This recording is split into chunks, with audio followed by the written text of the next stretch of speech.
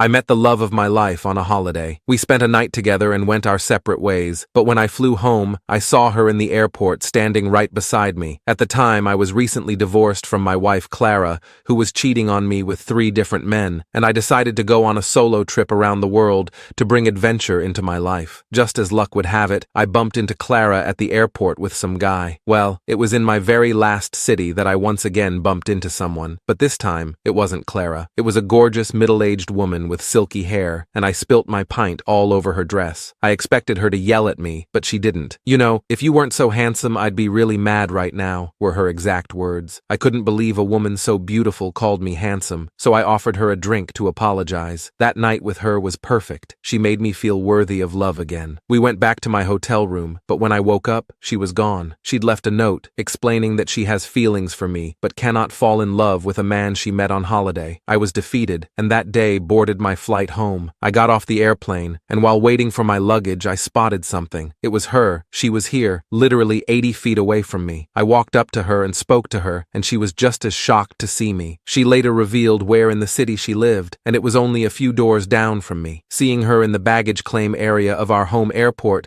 felt like some kind of joke. We both laughed at the absurdity of it. How we never shared with each other where we lived during our night together was wild, but bumping into each other was comically absurd. Out of all the people in all the cities, we lived just a few doors down from each other. It felt like one of those stories you hear that people tell at weddings about how fate or destiny brought them together. Except, this was my life now, and I didn't really believe in that sort of thing, not after what had happened with Clara, but something about seeing her again made me want to believe. After we both collected our bags, we decided to share a cab home. We started talking. I learned that she was into art. She mentioned how Prague had been a dream destination for her because of its architecture and museums. I could tell she was passionate about it, but she didn't say much about what she did for a living. I kept my own story vague. I told her I'd needed a break from everything back home, that Prague had been a kind of escape for me. I didn't go into detail about Jenna or the divorce, just mentioned that life had been tough lately. She didn't press, and I was grateful for that. She mentioned she was trying to make some changes in her life, get out more, meet new people, and find a balance between work and everything else. I could relate to that. As the cab neared her place, we both watched the city lights pass by. When we finally pulled up to her building, she told me to call her and gave me her number. Over the next few days, I couldn't stop thinking about her. I found myself reaching for my phone more than once. I wanted to text her, but did not know what to say. It was strange. I barely knew her, but I felt this connection with her that I couldn't explain. And maybe that was just because she was the first person who'd made me feel something other than pain in a long time. But whatever it was, I couldn't shake the feeling that I needed to see her again. Finally, after a few days of debating with myself, I texted her. I asked her if she wanted to grab coffee sometime, and her response was almost immediately. She said she'd love to, and asked if I was busy the next morning. I hadn't been a morning person in years. Clara used to joke about how I was a permanent night owl, but for her, I'd make an exception. The next morning, I met her at a little coffee shop near our neighborhood. She was already there when I arrived. She was sitting by the window with a cup of tea in her hands. She looked up and smiled when she saw me, and just like that, the nerves I'd been feeling all morning vanished. I asked to join her, and we talked for a while about work, life, and our shared love of travel. The conversation flowed easily, and it felt like no time had passed at all since Prague. But as the conversation went on, I started to realize just how different our lives were. She was a morning person, for one. She woke up at 5:30 a.m. every day, did yoga, went for a run, and then started her workday by 8:30. She ate clean, worked out regularly, and had a strict routine that she followed religiously. I was the complete opposite. I liked to sleep in, eat whatever I felt like, and my idea of exercise was taking the stairs instead of the elevator. But despite our differences, I found myself drawn to her even more. Over the next few weeks, we started seeing each other more often. We'd go for coffee, grab dinner, or just hang out at one of our apartments. And the more time I spent with her, the more I started to fall for her. She was everything I didn't know I needed. She was funny, smart, caring, and driven. But as we got closer, those differences between us started to become more clear. It started with little things, like when she'd invite me to join her for a morning run, and I'd laugh it off, saying I wasn't a morning person, or when she'd suggest we cook a healthy dinner together, and I'd joke about ordering takeout instead. At first, it was just playful banter, but as time went on, I could tell it was starting to bother her. One weekend, she invited me to a wellness retreat she was attending. She was really excited about it, saying it would be good for both of us to disconnect, recharge, and focus on our health. But I had already made plans with some friends to go to a party that weekend. This was a rare chance to catch up with people I hadn't seen since the divorce. You know how hard it is as an adult to get all your friends' schedules to line up for a weekend. When I told her I couldn't go,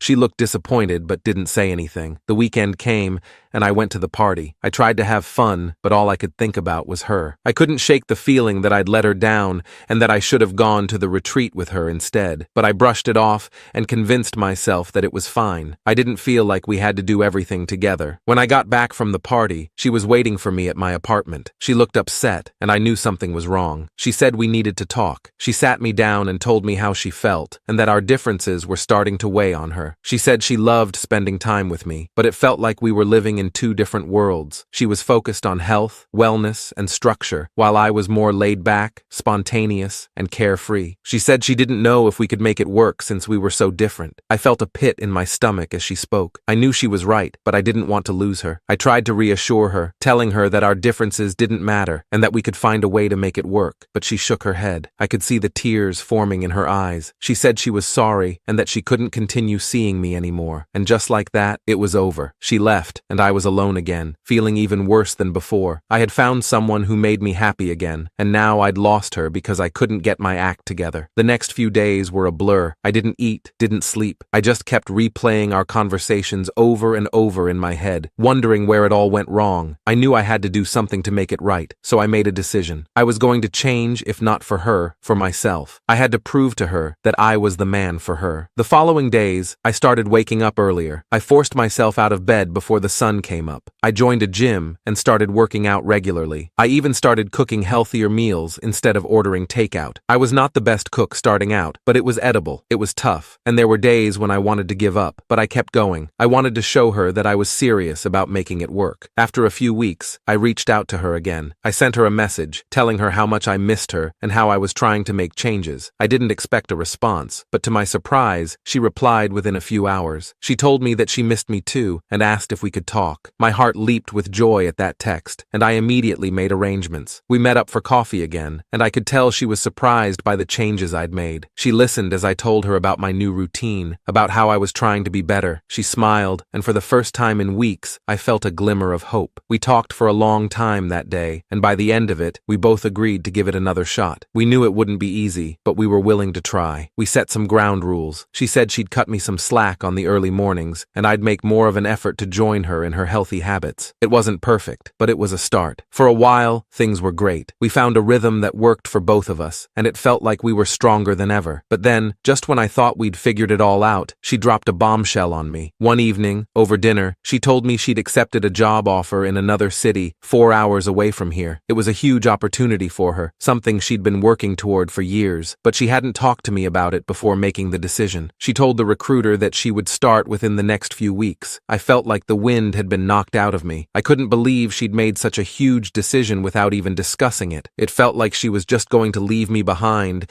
and that everything we'd been working toward didn't matter in her eyes. I changed so much for her, and now she is going to pursue her dreams. I didn't want to be selfish, but I couldn't help but feel hurt knowing she'd drop everything that we built together. I didn't know what to say. I just sat there, staring at her, trying to process what she'd just told me. Finally, she broke the silence. She apologized and realized that she should have talked to me about it first, and explained that she didn't want to hold herself back. I understood where she was coming from. I knew how important her career was to her, but it still hurt. I felt like I wasn't even a factor in her decision, and she didn't care if I was part of her future or not. But as much as it hurt, I knew I couldn't let this be the end of us. We'd already been through so much together, and I wasn't ready to give up on her. So, I swallowed my pride and told her how I felt. I told her that I wanted to support her, but needed to know where we stood. She started crying, and it broke my heart to see her like that. She told me she was sorry, that she hadn't meant to hurt me, and that she wanted to find a way to make it work. We talked it through, and by the end of the night, we both agreed that we didn't want to lose each other. It wasn't easy, but we figured out a plan. We decided to do long distance for a while, see how things went, and then reevaluate. It wasn't ideal, but it was better than the alternative. As we talked, I realized just how much she meant to me. She wasn't just someone I cared about. She was the person I wanted to spend the rest of my life with. So, I decided to take a leap of faith. A few months after her move, I planned a surprise trip to Prague. I wanted to take her back to the place where it all started, where we'd first met. It felt like the perfect way to show her how much she meant to me, and to remind us both of the connection we'd shared from the very beginning. On the last last night of our trip, I took her back to that little bar where we'd first met. We ordered drinks, and as we sat there, reminiscing about our first encounter, I felt my heart pounding in my chest. I reached into my pocket